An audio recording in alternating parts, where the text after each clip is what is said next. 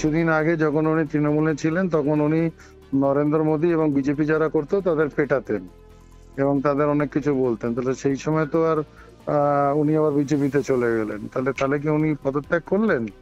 করলেন না তো। আর এইসব কথা বলে কোনো লাভ নেই। উনি খুনি, উনি সাইকো কিলার। আমার বক্তব্য হচ্ছে উনি অ্যাকচুয়ালি প্র্যাকটিক্যালি উনি হচ্ছেন সাইকো কিলার। উনি রক্ত পছন্দ করেন আর উনি মানুষ মারতে ভালোবাসেন। এটা হচ্ছে ওর নেশা। প্রত্যেকটি মানুষের একটা নেশা থাকে, তো ওর একটা নেশা, ও হচ্ছে সাইকো কিলার। তো একটা সাইকো কিলারের কথা কি বলবেন? ও দেখছে যে এইভাবে এক্সপোজ হয়ে গেলে আমি আর কাউকে মারতে পারবো না, ঠিক আছে? সেই জন্য ও এখন খুব উদ্বিগ হয়ে গেছে এই ব্যাপারটা নিয়ে। এসব কথা বলার কোনো মানে আছে? He is a psycho killer, he should be punished, he should be behind the bars and he should be hang till death.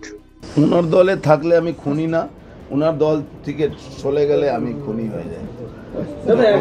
যখনই ওনার সঙ্গে থাকি আমি গুড বয় থাকি, যখনই সরে যাই তখন ব্যাড বয়।